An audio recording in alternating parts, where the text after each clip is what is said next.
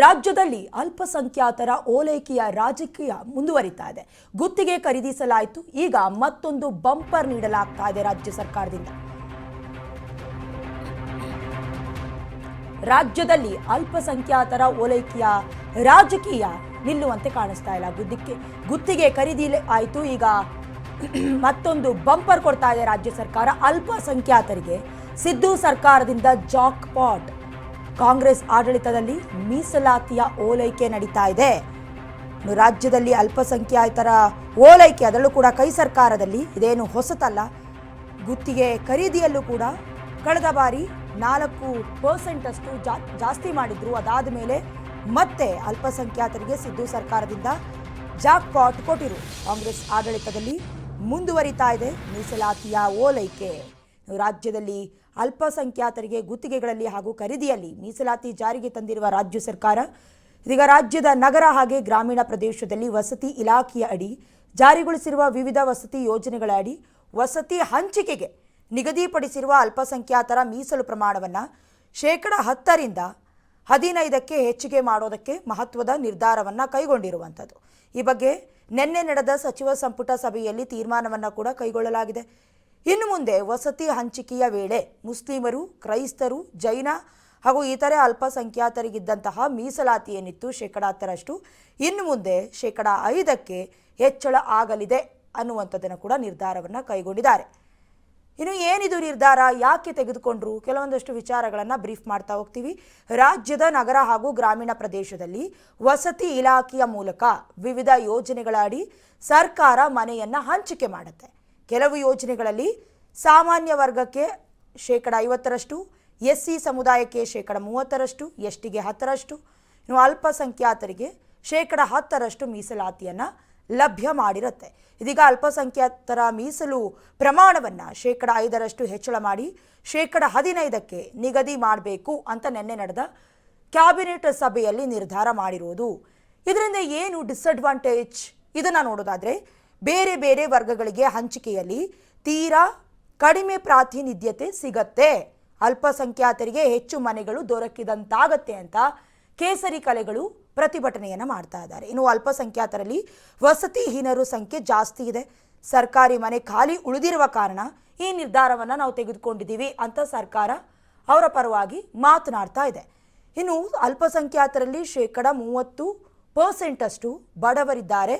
ಹಾಗಾಗಿ ವಸತಿ ಇಲಾಖೆಯಿಂದ ನಗರ ಪ್ರದೇಶಗಳಲ್ಲಿ ನಿರ್ಮಾಣ ಮಾಡಿರುವ ಮನೆಗಳನ್ನು, ಅದರಲ್ಲೂ ಕೂಡ ಆ ಮನೆಗಳೆಲ್ಲವೂ ಕೂಡ ಖಾಲಿ ಇದೆ.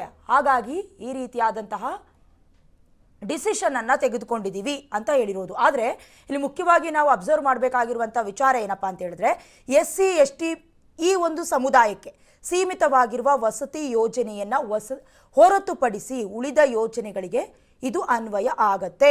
ರಾಜ್ಯದಲ್ಲಿ ಅಲ್ಪಸಂಖ್ಯಾತರಿಗಿರುವ ವಸತಿ ಸೌಲಭ್ಯದ ಕೊರತೆಯನ್ನು ಗಮನಿಸಿ ಕೇಂದ್ರ ಸರ್ಕಾರ ಈ ಸೂಚನೆಯನ್ನು ನೀಡಿರೋದು.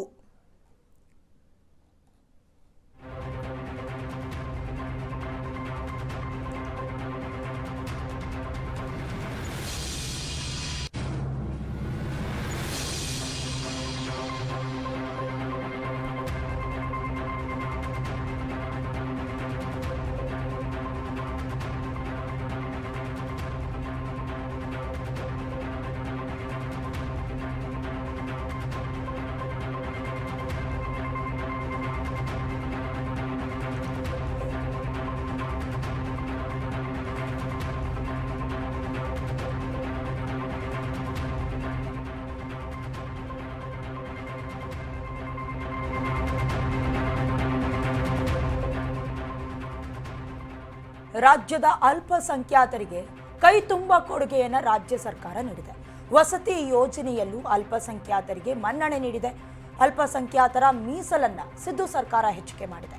10% 15% ಮೀಸಲಾತಿಯನ್ನು ಏರಿಕೆ ಮಾಡಿರೋದು. ಸಂಪುಟ ಸಭೆಯಲ್ಲಿ ಮಹತ್ವದ ನಿರ್ಧಾರವನ್ನು ಕೈಗೊಂಡಿರೋದು. ನಗರ ಹಾಗೆ ಗ್ರಾಮೀಣ ವಸತಿ ಯೋಜನೆಯಲ್ಲಿ ಮೀಸಲಾತಿಯನ್ನು ನೀಡಿರೋದು. ಈ ಹಿಂದೆ 10% ಮೀಸಲಾತಿಯನ್ನು 15% ಹೆಚ್ಚಿಗೆ ಮಾಡಿರೋದು. ವಸತಿ ಹಂಚಿಕೆಯಲ್ಲಿ ಭರಪೂರ ಕೊಡುಗೆಯನ್ನು ಸಿದ್ದು ಸರ್ಕಾರ ನೀಡಿರೋದು. ರಾಜ್ಯದಲ್ಲಿ ಅಲ್ಪಸಂಖ್ಯಾತರಿಗೆ ಕೈತುಂಬ ಕೊಡುಗೆಗಳ ಪ್ರಾಪ್ತಿಯಾಗಿರೋದು. ಇತ್ತೀಚೆಗಷ್ಟೇ ಗುತ್ತಿಗೆ ಖರೀದಿಯಲ್ಲೂ ಮೀಸಲಾತಿಯನ್ನು ನೀಡಿ ಅಲ್ಪಸಂಖ್ಯಾತರ ಓಲೈಕೆ ಮಾಡಿತ್ತು ರಾಜ್ಯ ಸರ್ಕಾರ. ಇದೀಗ ಮತ್ತೊಂದು ಹೆಜ್ಜೆಯನ್ನ ಮುಂದಿಟ್ಟಿರೋದು ರಾಜ್ಯದ ವಸತಿ ನಿಗಮದ ಅಡಿ ನಿರ್ಮಾಣವಾಗುವ ಮನೆಗಳ ಹಂಚಿಕೆಯಲ್ಲಿ ಮುಸ್ಲಿಮರ ಓಲೈಕೆ ಮಾಡೋದಕ್ಕೆ ಮುಂದಾಗಿದೆ. ಮುಖ್ಯವಾಗಿ ನಾವು ಇನ್ನೊಂದು ಆ್ಯಂಗಲ್ನಲ್ಲೂ ಕೂಡ ಇದನ್ನು ಯೋಚನೆ ಮಾಡಬೇಕಾಗತ್ತೆ.